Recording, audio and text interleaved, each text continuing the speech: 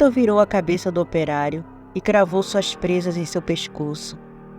O homem se debatia e gritava de pavor, sentindo o frio da morte tomar conta de seu corpo. Mas ao contrário dos outros, Victor não lhe sugou todo o sangue. O deixou ele vivo, porém completamente sob seu controle. Aquele homem o serviria para sempre. Seria tão fiel como um cachorro, a ponto de dar a própria vida por ele, se assim o desejasse. Estava feito. Logo seus filhos se levantariam para espalhar o terror por todo aquele vilarejo.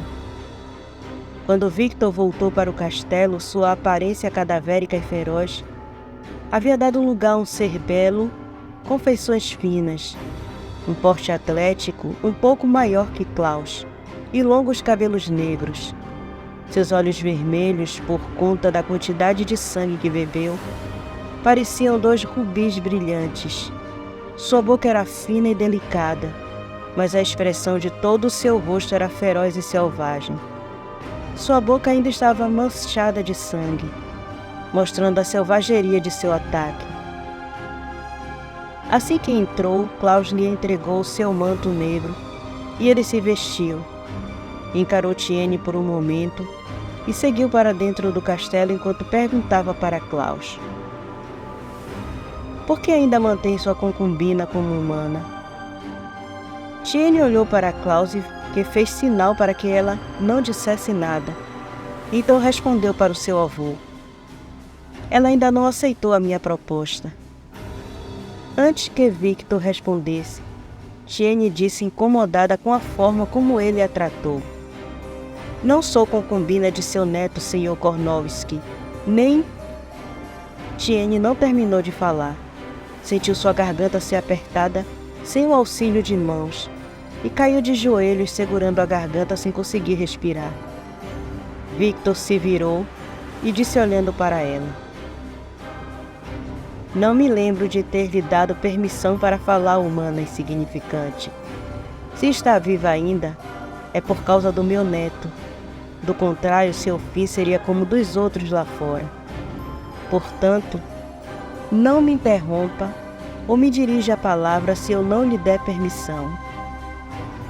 Klaus se abaixou rápido segurando Tiene, que já perdia os sentidos, e olhou suplicante para o avô, que se deliciava com o sofrimento da moça, e pediu: "Por favor, meu senhor, não a machuque." Victor desfez o sorriso e seguiu até a escadaria que levava para o andar de cima, deixando os 2 no salão principal. Klaus carregou Tiene e a colocou em um sofá que havia por ali. Enquanto ela recobrava os sentidos, ele perguntou: "Por que tem que ser tão desaforada?" "Por isso mandei que ficasse quieta, ele poderia tê-la matado." Ainda com dificuldade de falar, Tiene respondeu: "Ninguém me chama de concubina, nem seu avô de 1000 anos." Klaus apenas suspirou e ficou ali do lado dela esperando que se recuperasse. Todos os clãs da Ucrânia sentiram o despertar de Victor, o irmão impiedoso de Marko Kornowski e tio de Craven, que fora decapitado por Gabriel Hyde. Os clãs responsáveis por enterrar aquele castelo estavam com seus dias contados, e os outros que não participaram do acordo para enterrar Victor com seu castelo resolveram trair a aliança que fizeram com Gabriel e se colocarem ao lado de Victor, temendo a retaliação dele. Michael acordou apreensivo naquela manhã em New Orleans. Uma inquietação tomava conta de seu coração, mas ele não sabia explicar que sentimento era aquele. Estava muito calado, e Sofia não sabia como fazê-lo dizer o que estava sentindo. Seu filho William, que era um rapaz de seus 19 anos, também sentia uma inquietação no ar, mas não compreendia o que era aquilo. Na fazenda de Gabriel Hyde, Fenrir, o guardião do lugar de descanso de Gabriel e Lucy, despertou de seu sono, sentindo uma grande ameaça surgir. Mesmo distante, ele podia sentir a maldade que vinha com o vento. Na mansão dos Everglades, os lobos uivaram a noite toda, deixando Vítor e Vladimir apreensivos, pois eles entendiam que aquilo era um lamento pelos dias difíceis que se aproximavam. A detetive Lima, que morava nos limites dos Everglades, achou aquilo estranho.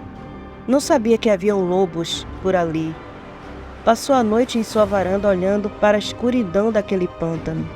Mesmo sendo assustador, eram os sons mais lindos que ela já havia escutado. Aproveitou que havia perdido o sono e pegou seu notebook e sentou ali mesmo na varanda. E foi rever um caso que a estava incomodando. Uma família inteira havia sido queimada viva dentro de uma casa, numa área isolada nos Everglades. Seu capitão mandou que ela se afastasse do caso justo quando ela já estava chegando perto do principal suspeito, o irmão mais velho da vítima. Lengo, noroeste da Alemanha. Cassandra Kramer estava sentada em uma pedra diante de uma fogueira, numa clareira no meio da floresta. Limpava suas lágrimas enquanto jogava os últimos vestígios de sua família no fogo.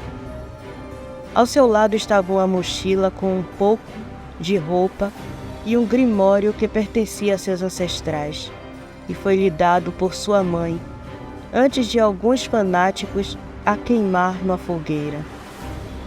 Desde que descobriram que sua família descendia de bruxas, seus vizinhos passaram a persegui-las.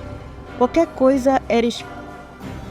coisa sem explicação, ou mesmo a morte de um animal de estimação, era motivo para falatório e acusações, e o fato de serem negras adicionava combustível às perseguições.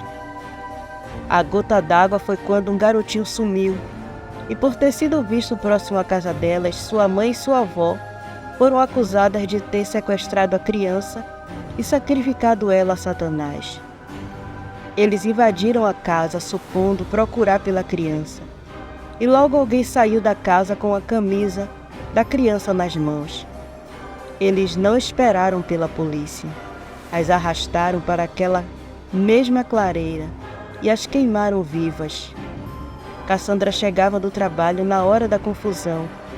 Pôde ver sua mãe e a avó serem arrastadas pelos vizinhos, insanos. Seu único amigo, um imigrante mexicano que se chamava Juan, a impediu de se aproximar.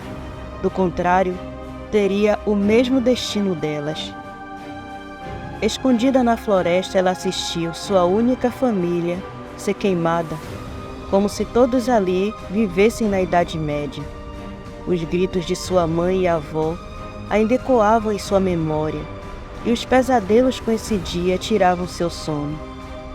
Mas Cassandra Kramer não deixou aquilo ficar por isso mesmo. Ela esperou as autoridades tomarem as devidas providências.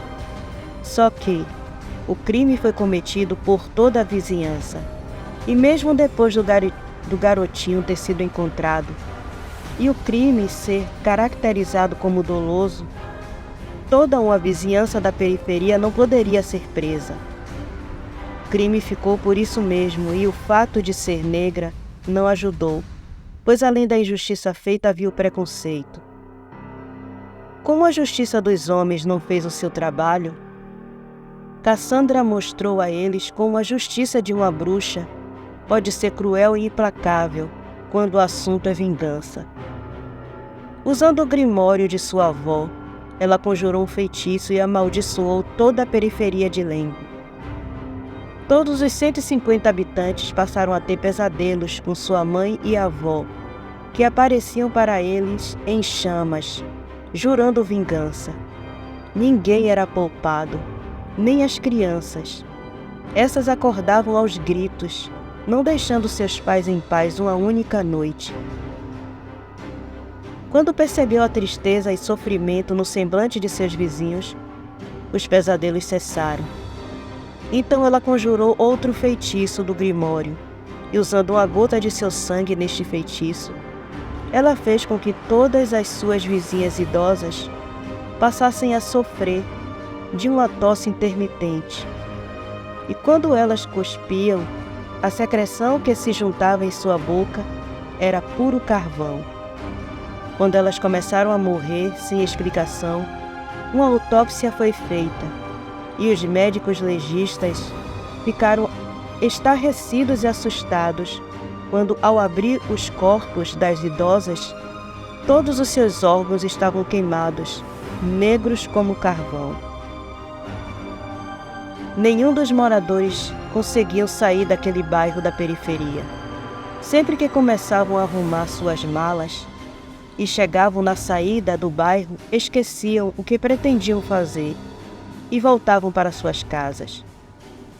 Quando a última idosa faleceu, os moradores acusaram Cassandra de estar fazendo alguma bruxaria para eles, mas simplesmente esqueceram onde ela morava, mesmo passando todos os dias pela casa dela.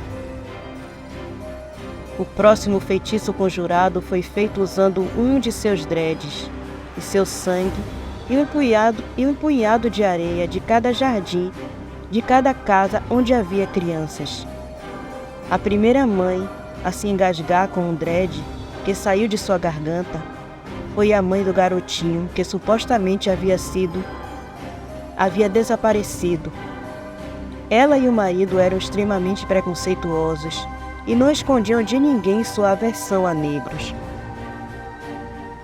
Ela, em um comum acordo com o marido, escondeu o filho e espalhou a falsa acusação de que sua avó e mãe o sequestraram para sacrificar o demônio. E para garantir que a mentira teria o efeito desejado, seu marido levou uma camisa do filho escondida em seu bolso da calça. E ele que liderou a invasão à casa da família de Cassandra e deu um jeito de pôr a camisa lá como prova contra elas. A mulher tossia e se gasgava na pia do banheiro, enquanto puxava um dread da garganta. Seu marido estava em choque, vendo aquilo, e o pânico tomou conta do homem. Não demorou para a mulher mudar, se tornando uma mulher assustadora. Logo todos os animais domésticos tinham sido empalados no quintal, trazendo horror para a vizinhança. E por fim, ela queimou o próprio filho no lugar onde ela o havia escondido para acusar a família de Cassandra de tê-lo sequestrado. Seu marido a matou depois disso e foi preso. Mas quando a viatura da polícia tentou sair da periferia, perdeu o controle e bateu em um poste. O homem morreu na hora, empalado pelas ferragens. Cada mãe daquele bairro ergueu uma fogueira e se queimaram nela.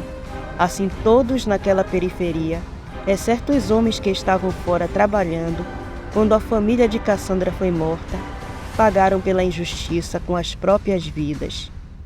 Quando Cassandra retirou a maldição da periferia, Cláudio Magnólio, o livro de sangue, sentiu com violência a energia malévola que veio até ele, indicando que algum ser poderoso havia saído da linha. Ele agora sabia qual era o seu destino e seguiu para a Alemanha para caçar Cassandra Kremer, a bruxa de Lengo. Cassandra pegou todos os pertences de sua família e queimou na mesma fogueira, na clareira da floresta. Em sua casa, ela conjurou seu último feitiço naquela periferia. Usando mais um de seus dreads, ela criou uma sósia sua e a deixou na casa. Ela sabia que seria caçada. Sua avó já havia lhe falado do caçador que retornou dos mortos como um livro de sangue, e que ele não se importava com o porquê, e sim com o ato cometido e a regra quebrada. Com sua mochila nas costas, ela foi embora de Lengo, mas sua presença ainda podia ser sentida naquela periferia por conta de sua sósia. Isso atrairia Magnólio, dando tempo dela fugir. Ela foi até o aeroporto e lá pegou um voo para os Estados Unidos. Iria para a Louisiana, para a cidade de New Orleans. Sua avó sempre lhe disse, se um dia tudo desse errado na vida dela, que ela fosse para New Orleans. Lá, alguém muito especial, que fez parte de sua vida passada, a protegeria.